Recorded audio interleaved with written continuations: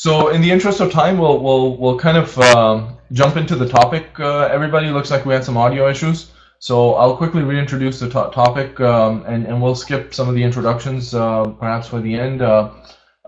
Chandra, myself, and Naveen are very are on LinkedIn. You guys can learn about us there. So I'll kind of skip down to the new topic. Let me make sure that the chat. Okay, thank you. Thanks for monitoring. So let me reintroduce the topic. So again, thank you Chandra and Naveen for being here. Let's jump right back into our topic. So we're here to talk about quality assurance and software testing. More importantly, we're here to talk specifically about CXOs over the last 2 decades and what they've seen in the QA industry sort of become more important after the scandals around Enron and Tyco. If you guys can go back that far back in your memories. Around that time, we've seen sort of QA adjust from people not really understanding the importance of it to actually becoming pretty heavy-handed. We've since then seen Sarbanes-Oxley, HIPAA as counterparts in Asia. We've seen Eurozone implement GDPR, and I'm sure with the Facebook scandals, there's more to come over the coming weeks and decades. Sorry, I'm hearing some echo. If Naveen or Chandra, you guys are not on mute, please go on mute. These are some of the regulations, and what the net effect of that has been that we've seen stricter audits and heavy-handed QA. That's created an atmosphere of a lot more output-heavy testing, and what that means basically is you've got a lot of metrics like how many bugs were found, how many test cases were written, executed, test coverage, and these are good things, right? These are not bad things. But what's happened is that another thing has been happening over the last 5 to 10 years. We've seen Agile creep into areas where we never really saw that happen before. We've seen Agile come into fintech, into healthcare, and other areas, from churches in Massachusetts to pretty much everywhere you can imagine. Everybody's using Kanban boards and whatnot. So long story short, Agile is kind of changing this conversation, right? So now you've got CXOs, QA managers, Scrum masters, testers, kind of focused on output, where sort of outcomes and output is not necessarily part of the conversation. One of the it still is important, but speed has become sort of the zeitgeist of the day, right? So you've got people in QA kind of looking at BDD, TDD, DevOps is a conversation we have every day now if you're in IT. API-based testing. Last couple of weeks, I've heard the word self-learning test cases a couple of times. Every new model is emphasizing reusability more and more, and there's new frontiers in testing that are being explored, and one of them is the shared economy. So how is it shaping QA, and how you can maximize on your benefits in QA from tapping into this latest zeitgeist. So our speakers are here to help us navigate through the problem space and help us obtain a better understanding on how to adapt to this new and changing environment. So we shall spend about 20-30 minutes on this topic, and as I mentioned, well, you guys couldn't hear the audio back then, but one of the things we want you to do is basically type up your questions if you have any into the chat pod, and we will either address your questions throughout the presentation, the webinar, or at the end in the QA session we'll get to you. We'll open it up for right now. I believe you're muted, so you cannot we can't really hear you. Chat pod's the only way. We'll open it up for an open discussion at that point. And so without further ado, Chandra, I'll hand it over to you, and I'll go on mute so there's no background noise from me. Thank you, Chandra. Thanks, Sunny. Hello, everyone. Sorry, we missed the introductions. So hopefully, you'll get a chance to look into your LinkedIn profiles, or you can reach us out if you have any questions. Yeah. So what we thought of doing is we'll provide you some. You are completely aware of it. It's just like recapping, so that we can connect what's going on with the world and see how we can apply those trends to testing or software testing, and how we can see what we are seeing a different kind of service models within the testing services and how the companies can benefit from it. Okay, so as Sunny explained. So what you see over here is in the sharing economy, right? So the concepts, there are like many things that we are seeing, the software as a service platforms, right, working on subscription models. But there are some platforms that really changed the way we live and the way we consume services, right? So some of them, right, starting with Uber, right? So it provided a better option, right? Better service. It's mostly the transparency in the transactions, and it's giving like better, more option to the customer using one single platform, right? So by doing this, it's catering to different kind of demands. So as the taste in the demand is shifting, especially the millennials and the tech savvy people, right? At the same time, there's also the people who are willing to provide those kind of services, right? So what this platform does is simply connecting both ends of the stream, right? So that's what is ride sharing is doing for us. The next one, the office space, like WeWork, and then there are like many incubation spaces that are coming up, right? So that's they're allowing us to do the plug and play model, right? So we come, right? So we take we lease a space, right? No long-term service contracts. We know exactly what we want from the office space, and they also know what we want. So they're providing the platform, right? That's the office sharing. So likewise, Airbnb, likewise, if there are customers like where they want some place to stay in a comfortable and secured way, so that way the remaining services they can cater to themselves, right? That's the kind of crowd they need.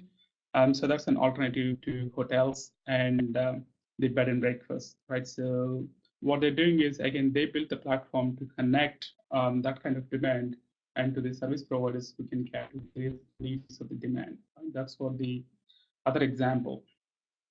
So when it comes to the talent sharing, there are some applications, right? So what we presented here is a TaskRabbit, right? So where you can quickly, so for example, if you want to refurnish your room, or if you want to construct something in your home, right? If you're good at managing things, and what you need is you need a construction folk, you need a painter, you need a plumber, right? So there are different kind of services you need.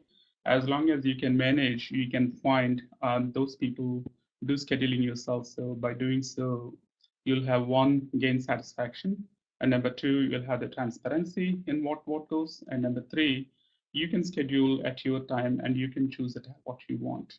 Okay, so that's what is so likewise in the healthcare sharing, right? So again, in all these models, one thing what's a common thread is on the demand side, they know they are very specific of what they want, and the suppliers they are very specific of. So there is a supply that can cater to such kind of demand, right? So that's a common thread. So what these companies have done is they built the platforms that enable this kind of sharing, right? So now we can see how this concept, right? Since this concept is evolving, it's going very strong as we speak. Like how we used to pay the service contracts for the software, for example, the best what we used to do is Microsoft earlier, we used to purchase the Windows license, right? So for 1 year, 2 years or so. Now, many companies, especially with 365 in this, we're just paying by month, right? So that's we're strongly involved. Also, our life is evolving with this kind of sharing economy. So just to see like how strong it's growing, right? So if you take it, if we start with the 2014, it started catching up in 2010, but became predominant in 2014, 2015.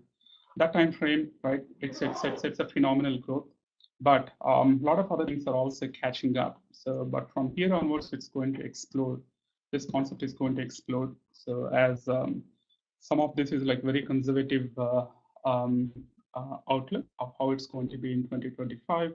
So it's going to touch almost 1/3 of a trillion, right? So that's how much the sharing economy is going to be, right? And probably more than that.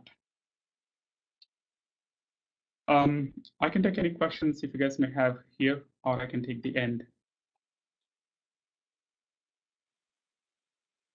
Okay, so what we can do is, so with the context of what we discussed, we can go and see how this is, this can address some of the challenges in the software testing, right? So so Navin has lived through this problem. We recently solved this problem together. So I request Navin to share his thoughts on this. Hey, thanks, Chandra. Just a quick check. I hope all the audience are able to hear and see us and the presentation. I did get positive responses from the audience, so I believe that we are on and live. So thanks, Chandra. To take off from where you left, shared economy and how it is shaping up today's market, I thought it was a good place to start where we rewind a bit and just live through the phases that testing has evolved, because we want to take away something that has changed and a lot of things that have not changed, which will actually be very pertinent for us to address in the next few slides. So, you know, testing really started with the manufacturing organizations really starting to get focused on quality of their outputs, their products, as small discrete groups, um, which was very focused on quality. It started being a small group within an organization. The next phase were when organizations started getting into creating practices and verticals concentrated on testing. Um, and then came the wantingness to de-risk and mitigate um, capex and investment on teams on site, and the concept of the West of outsourcing, where the whole intent was towards decreasing the cost and increasing the capacity.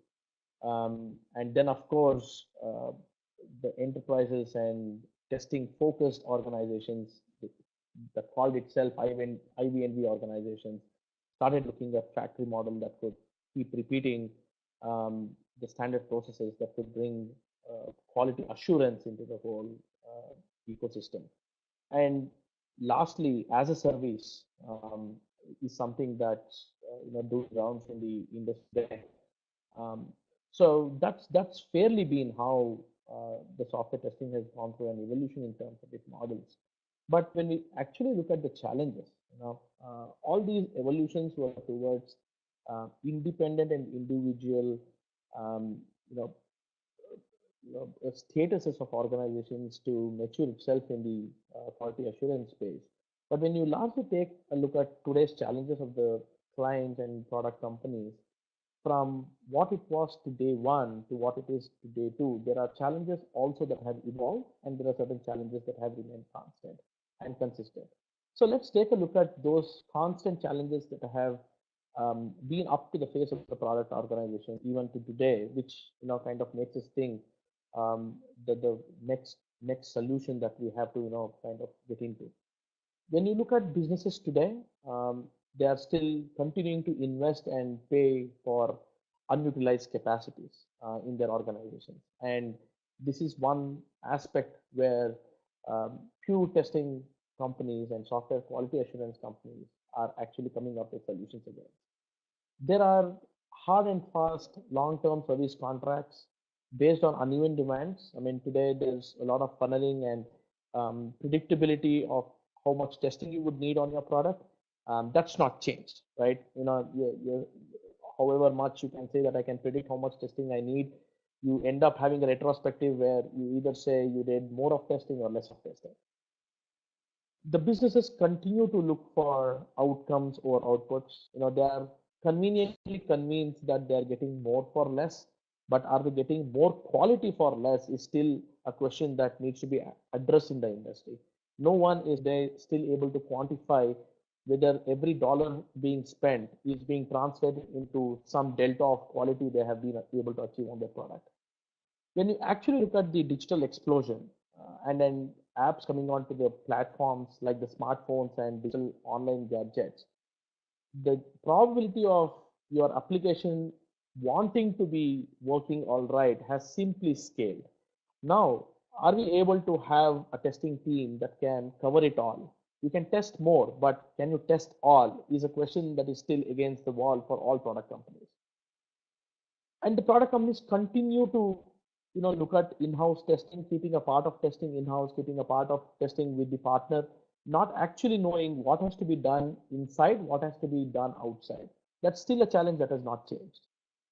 When you look at holistically, the testing organizations and the vendors, right, the partners are still not able to keep up to the rapidly changing technology. Today you have a tool, tomorrow you have another tool which is better than what is today.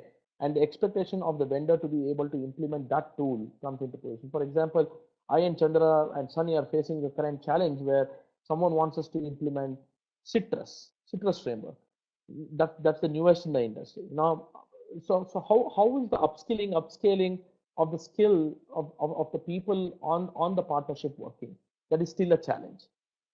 Can in-house testing organization really scale quickly? The bureaucracy of the protocols, going through approvals, raising recs, taking approvals from 8 to 9 tiers with the enterprises continue to exist and coexist with the wantingness to scale. So these are challenges that truly have not changed. Even though there are various models that have changed, the challenges have remained flat, right?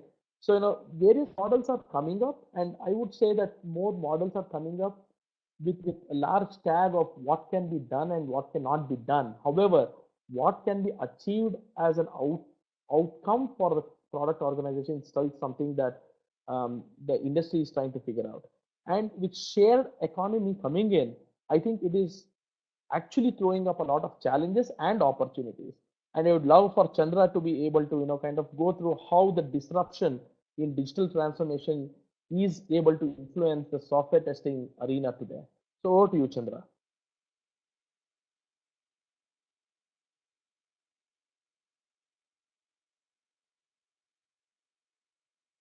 Hey, Chandra, can you unmute yourself if you are muted?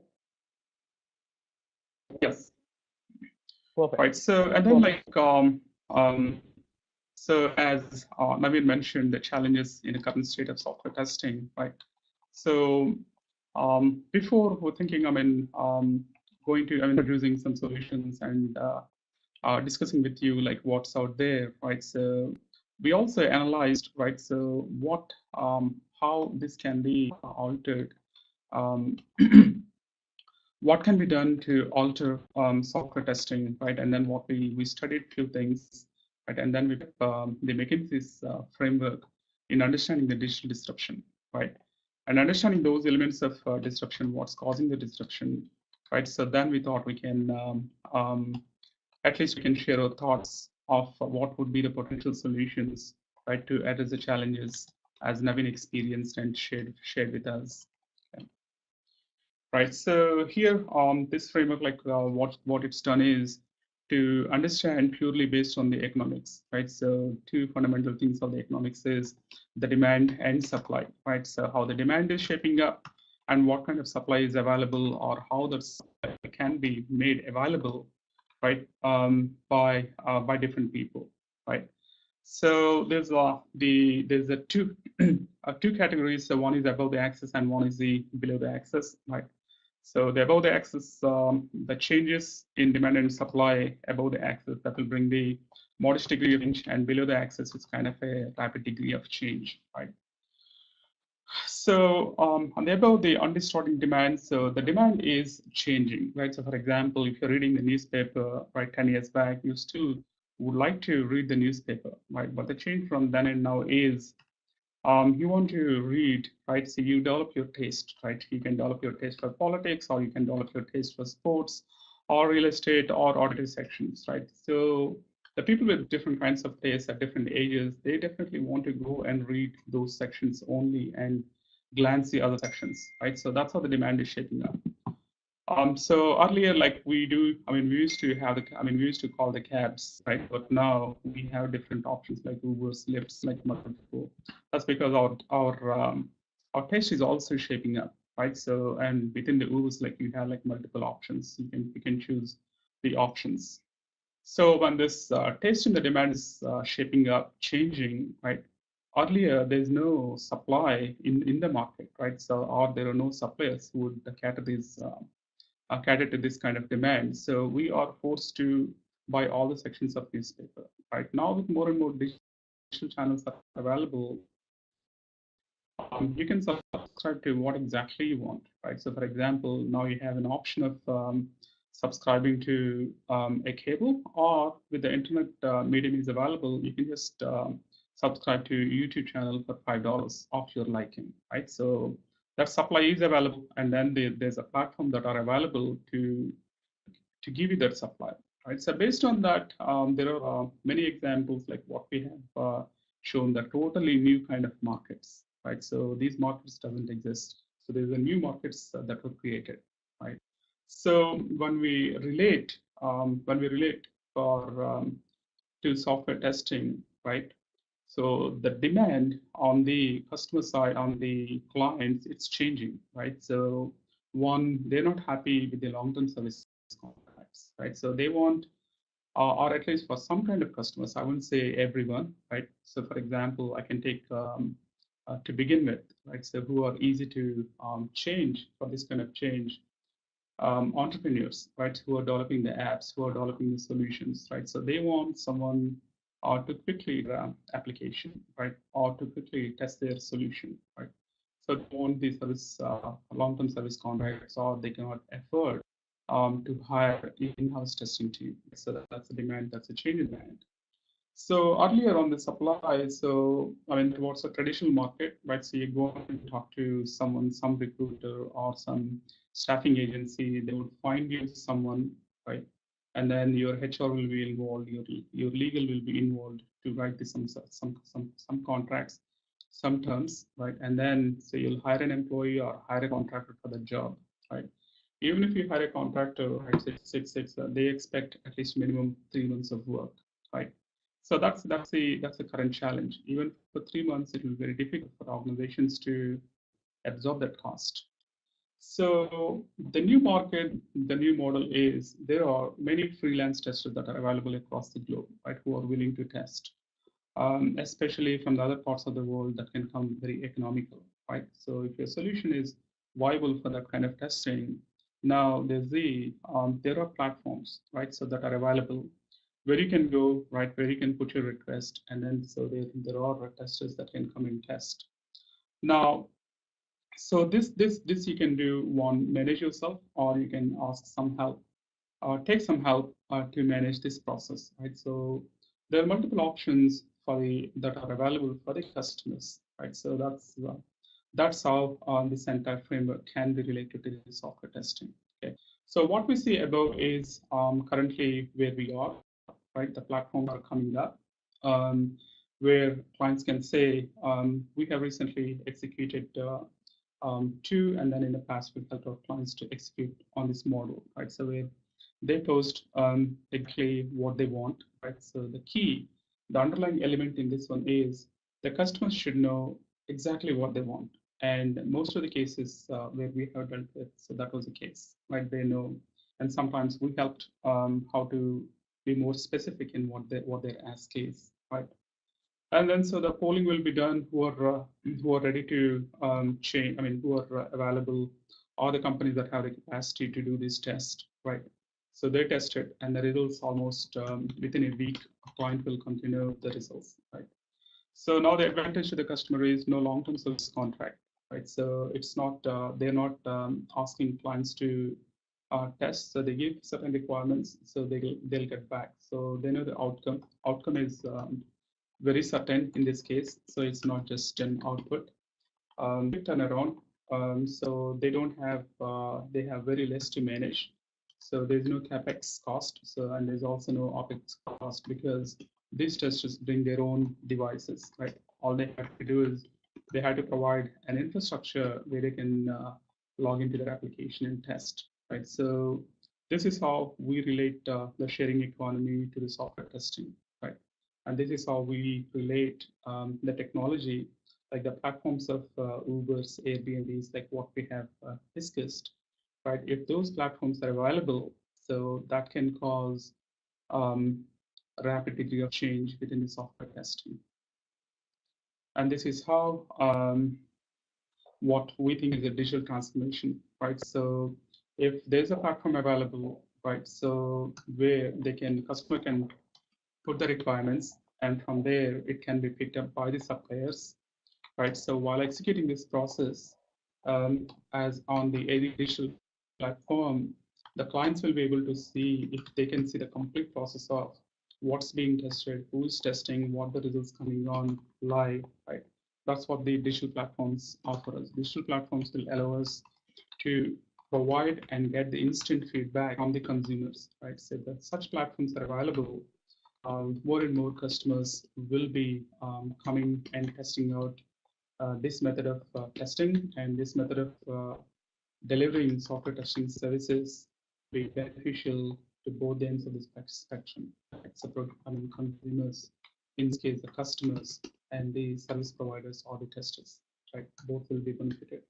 As a whole, the software testing can come out of existing ways where each and every tester are contracted with multiple layers on one hand, and they like wear multiple steps of the procurement, the HR, the legals, right? So mm, this entire process steps within the hiring process, that's actually shooting up the cost of testing, right? So one that can be removed, and then the more freedom will be put into the hands of software testers.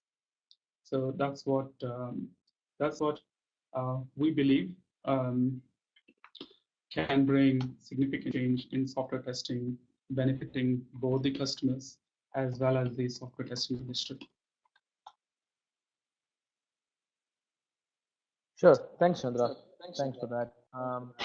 So to pick up from where Chandra kind of left in terms of quickly going back to the undisturbing demand to unconstraining supply and how you have pay-as-you-use models today. We thought it was a great idea to discuss and bring forward the output-based models today. The industry is welcoming, and how that already a case of the past, and output-based models are already getting disrupted with outcome-based models. And we want to kind of quickly look at what's actually driving the disruption. When you look at the true on-demand testing services that are today in the industry, the whole concept of the on-demand services or as a service is to drive the client towards thinking that you tend to get more of everything, having control on your budgets for a predefined budget. And that is being marketed and stated as predictable cost. However, being able to drive predictable quality is what the industry is flowing towards, and that's where the disruption is actually happening. So let's take a quick snapshot of what on-demand testing services today mean. So the upsells and the pitch has been that you are able to build more tests, automate more, and execute more, and with a big and say spend less. Is that the true fact? We need to kind of take a look at that. Today, enterprises and many solutions are saying it's a one-stop shop, people, process, and industry-leading software tools. Having the bureaucracy of software testing tools, where open source tools, few open source tools stand a better chance than an enterprise tool, just for the sake of great community support. Would it be wise for us to kind of subscribe to an industry-leading tool over an open source tool? That's the kind of dilemma that the product companies are in today. Being able to use a professional certified testing team and a testing center of excellence, is it really driving more quality into your application? That's also being, kind of one of the things that's being questioned. All of these things, kind of are put into two very discrete buckets which are interconnected, where it is output and quantity. So for every phase of testing, they have defined an output, and for against every output, you have a quantity, and every quantity has an unit place. So that is basically how it is being sold in the market today. Just a step back, testing more with less, is that really being achieved? Is what companies are really looking at. They are evaluating whether the outputs have really increased, because you pay more, you get more, right? So is it something that is really there in the output-based models of today? Has there been really a dollar reduction in their testing budget, or is it just it has become predictable? You still spend the same money, but you now know what you are going to spend rather than driving back the dollar reduction. There's still market saying there is an all-in-one unit-based catalog, but has the catalog been defined based on the quality of the output? No, it is output only. On demand committing to a monthly minimum is still a T&M model. So the product companies are still thinking, how different is it from a standard T&M model? The factory models are bringing benefit, but are they really sharing the test artifact and getting that quick turnaround for your test case development, test scenario development? The answer is still yet to come. So outsourcing in middle of all these things, is it going to help? Is it better driven as an in-house activity for on-demand? Is something that product companies are still thinking upon when consuming the as-a-service model. And I'm very sure that we have very valuable attendees today. Tyrone Hill today is heading the QA for Tax Act, has been a part of piloting one of such models, and he is completely into it, and he was a part of my earlier attempts with my earlier organization in driving such as as service effort. And we have all been thinking whether all these blended cost theorems, transferring benefit corollaries, win-win, our software comes free, all these things are not still going away, right? They're all still in the bureaucratic box, and we still feel the disruption is happening here. The challenges still coexist. So what is this moving into, right? So we are actually looking at asking more questions, and today we wanted to be really opening up your thoughts and sights towards what do you want out of a platform, to what Chandra said. I will quickly switch the slide back to what Chandra was saying about degree of change to extreme degree of change, where can we give the control back to the product companies to build on solution and consume testing as they need. So if I need a product testing to happen tomorrow, will I have a team ready? And that's the site, and that's the line that we as Qualifly are thinking, and that's what we want to bring as a solution. So now the first one is the DIY solution. Can I get the best in the industry for each of my phases? My entire product cycle goes through functional testing, usability testing, performance, automation. Can I get the best in the business for each of these micro scopes, right? And that the critical answer today is no. But if a platform does that, will we welcome that in the industry? Is that a disruptive platform? That's a question that we need to ask and answer ourselves. It definitely cannot happen in an enterprise ecosystem because of its own bureaucratic transactional process. But if I get a platform where I have a trained set of people always available for testing your product, does that help you? The answer should be yes, right? So going back to the slide mode, I'm just trying to switch back. Thank you. So can I achieve continuous testing with nonlinear costs? Continuous testing is not testing more. Continuous testing is being able to drive benefit into testing it as often as possible, as optimum as possible, to get quicker feedback. If I have a platform where I can get a quick feedback, is that a platform that I would like to have? How do I really preserve my precious time of my SME? It doesn't really mean that I do everything with the platform. There is a dependency on SME to bring in the value. Can I do it by preserving my talent and their bandwidth internally in-house and let the trivial test to be executed by a platform? And that's an answer that we need to look out for. So all of this put together, take any scope. If there is a solution that you can build for yourself, consume anytime on demand on a platform, and you get the assurance of the quality of the outcome, is that platform going to disrupt the output standard as a service model today? And that's the thought I really want to leave with the crowd and the audience today. And very soon you should we are going to warm up and launch the platform called Qualifly that Chandra and Sunny is going to kind of quickly wrap up and let you know about it. So this is where I want to leave the audience today, having a set of questions for them to ponder about. And these are the challenges and questions that we are trying to take as those critical factors into our platform that we want to enable the products and the product companies today with. So over to you, Sunny. Thank you very much. I know we started a little late and had to do re-intros for the topic, so we lost some time there, but it is reaching the end of the hour. We're a couple of minutes over. I do want to switch to discussion mode and kind of open the floor up for some questions. We've been monitoring the chat pod, but haven't really heard any questions specifically. So at this point, I believe you should be able to speak into your computer, your phone, your app, and we want to open up the floor to some questions. Don't be shy.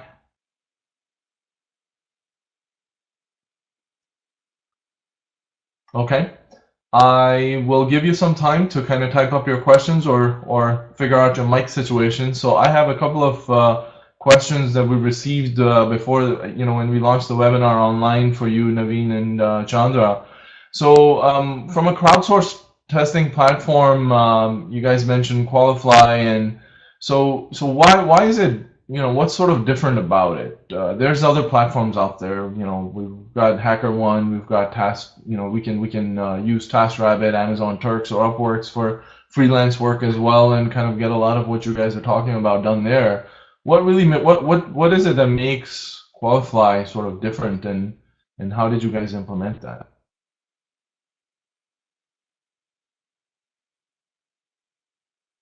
Chandra, you're speaking on mute, I believe. There you go. Yeah, that's right. So there are few platforms that are available, right? But when you want to, There's an echo. Let me see. Maybe.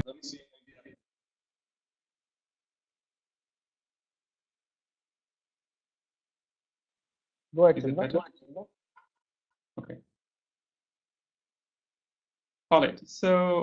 So although many platforms exist, and my answer would start with, like, when you want to have a haircut, you go to salon, right? So likewise, like when you want to have a software testing needs, you would go someone who know, right? And you take the platform, what can it do for you, right? So that's one. So now that will narrow down your options to few, right? So there are quite a few things.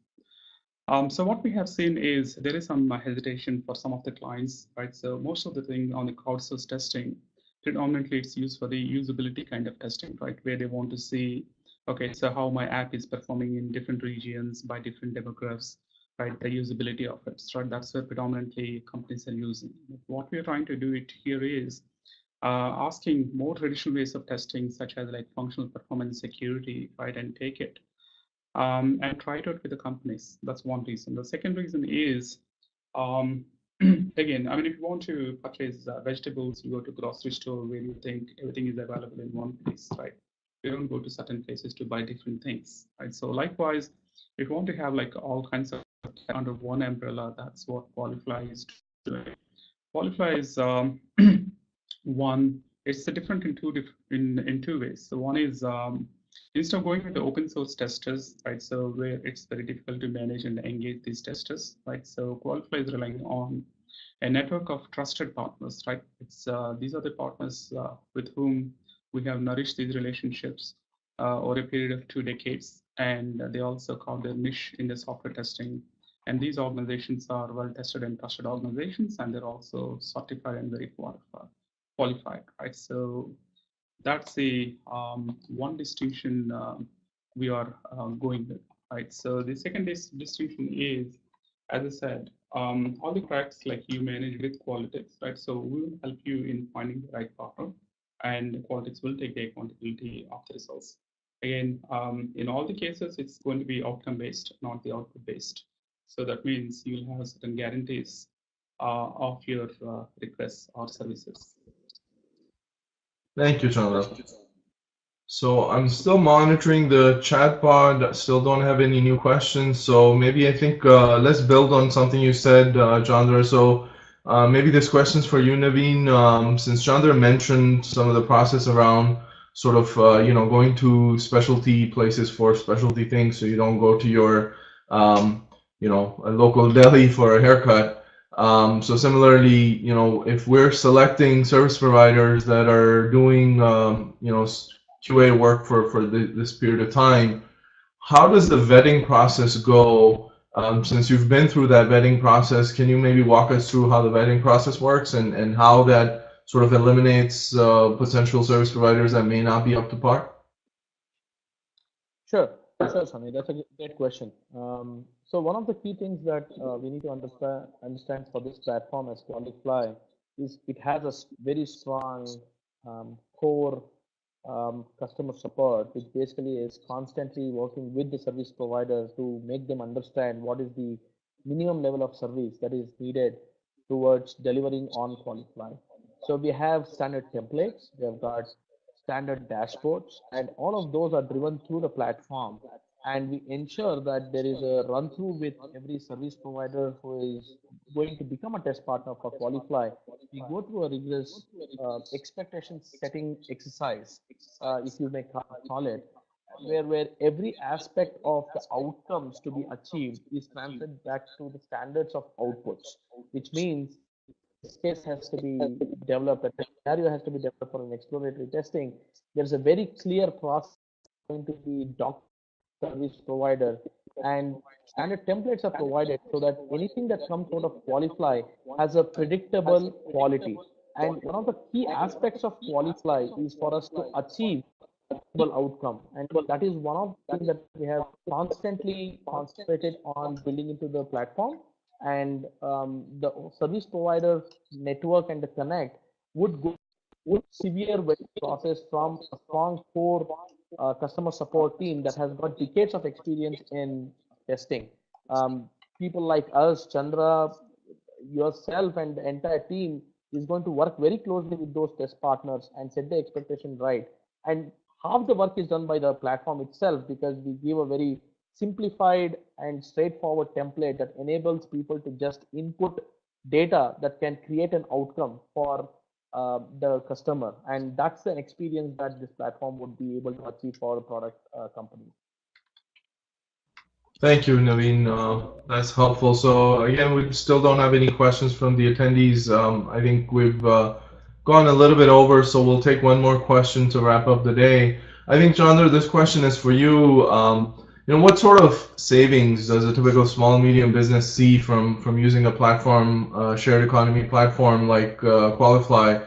And do large enterprises also benefit from this? And would they be looking at savings or efficiencies? What kind of benefits do they get out of using the platform? It's a good question. So it is a little subjective, right? So I hope everyone understand. But we can share like the facts what we have. So on the recent 2 projects what we have executed, right?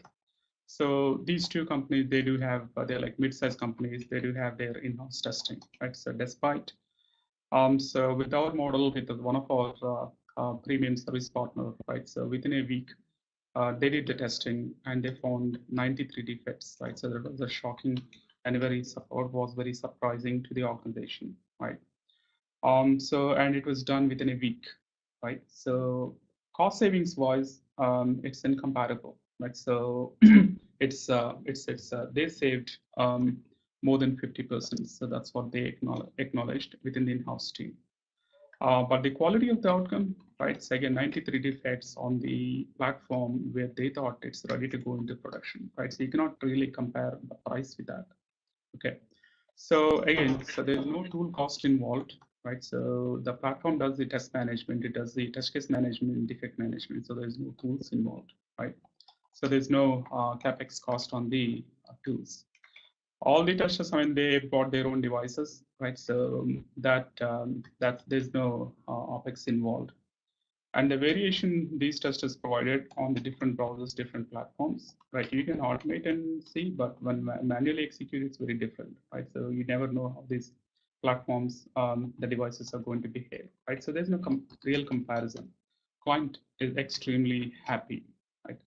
So now to the second question, can large organizations do this? Definitely. As I said, as I speak, all the Fortune 500 companies using this mechanism, they're using this mechanism predominantly for usability kind of testing, but this model, I believe, can be applicable for the other types of tests as well. So classic example is the performance testing, right?